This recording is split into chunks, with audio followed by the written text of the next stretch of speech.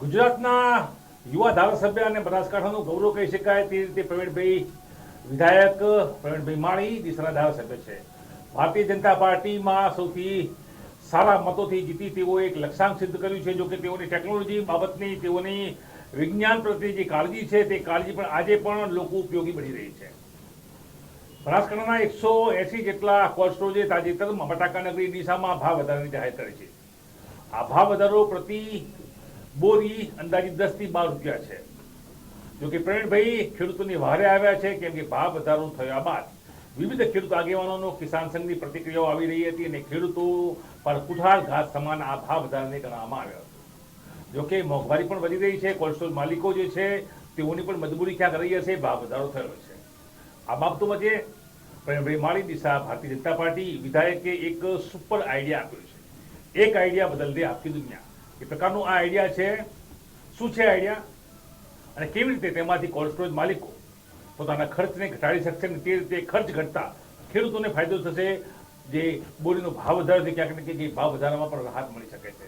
આવો જોઈએ તેમનો ઇનોવેટ આઈડિયા કે જે વિજ્ઞાન સાથે તર્કસંગત આઈડિયા છે.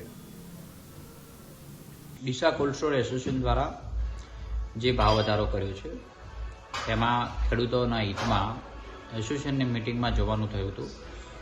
ત્યારે મેં ડીસાના ધારાસભ્ય તરીકે એક વિનંતી કરી હતી કે જે રીતે મોંઘવારી આપ જે કહી રહ્યા છો કે બિલમાં વધારો થયો છે, લેબરમાં વધારો થયો છે, એ પ્રમાણ જોતા દરેક વર્ષે અથવા 2 વર્ષે 3 વર્ષે વધારો કરવો એના કરતાં દરેક કોલ્ડ સ્ટોરના પોતાના ખર્ચમાં ઘટાડો થાય એ જરૂરી છે. એના માટે મેં સૂચન કરેલું હતું કે કાર્બન ઉત્સર્જન ઘટે એટલે સોલરનો ઉપયોગ કરવો, રેન વોટર હાર્વેસ્ટિંગ કરવું અને તમામ બાબતોની અંદર દરેક ઇન્ડિવિજ્યુઅલ કોલ્ડ સ્ટોરેજને કાર્બન ક્રેડિટ મળે અને કાર્બન ક્રેડિટ માર્કેટની અંદર ઇન્ટરનેશનલ કક્ષાએ વેચાય અને એનાથી પણ ખર્ચ ઘટી શકે એવી સંભાવનાઓ આ ઇન્ડસ્ટ્રીઝમાં રહેલી છે.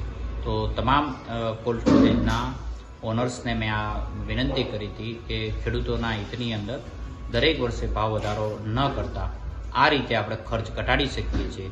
કુદરતનો જે બાયોડાયવર્સિટી છે એ પણ જળવાઈ રહેશે અને દરેકને પોતાના ખર્ચમાં પણ ઘટાડો મળશે અને ખેડૂતોને પણ રાહત મળશે.